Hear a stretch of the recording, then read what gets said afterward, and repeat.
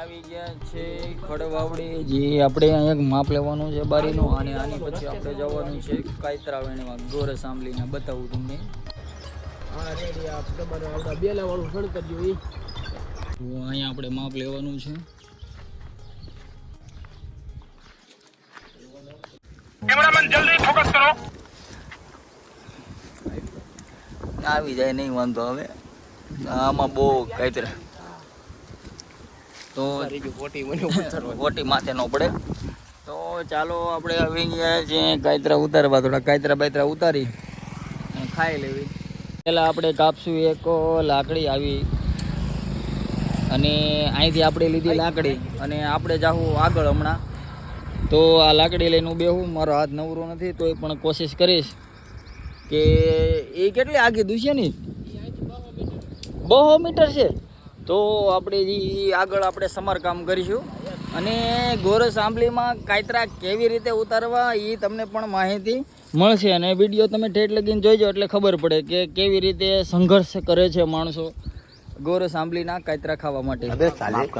તો જઈશું આપણે આગળ.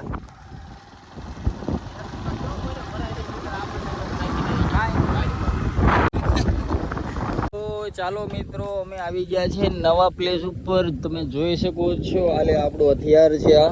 શાબાશ બેટા, બહુત બઢિયા. ઈ કાયતરો નીચે પડે એટલે આ બાજુ ખાટી જેવું દેખાય. જોઈજો તમે, આટલું બધું રિસ્કી છે. તો ચાલો, કાયતરો તો ન આવ્યો પણ આ એવું રહે. આ છે ખાટા જેવું દાંતણ તો કર્યું હતું, પણ આ કાયતરો એવો નીકળ્યો. આમ તો ઉપર ઝુમખા ને ઝુમખા. જે આપણે સ્કૂલે જતા હતા પેલા, તો આપણે જ્યારે સ્કૂલે જતા હતા ત્યારે 2 રૂપિયાને રૂપિયામાં જે આપણે આ જે કાયતરા મળતા હતા એ જ આ કાયતરા છે. અત્યારે આપણે મફતમાં જે ખાવી છે. ગરદણી જો ન જોવે આ વાડીએથી ત્યાં લગીને ઉતારશું, નકર પછી ભાગશું આપણે.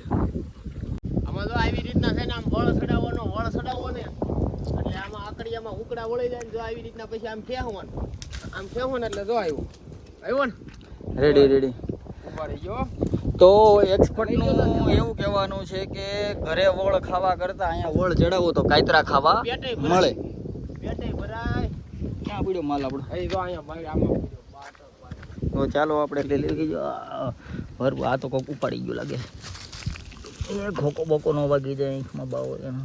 આમાં થોડુંક રિસ્ક કરે થોડું, પણ તમારે સારું ખાવું હોય તો તમારે થોડુંક રિસ્ક લેવું પડે.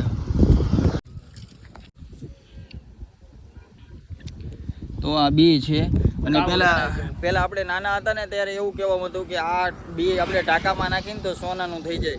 તો મેં ઘણા એવા નાનો હતો ત્યારે નાખ્યા હતા, પણ સોનાનું ન થયું. પણ મને મારી રાતો સોળ કરી દીધો, તો તેથી મેં ઘણો ટાઈમ લગીને મેં કાયતરા ખાધા નહોતા.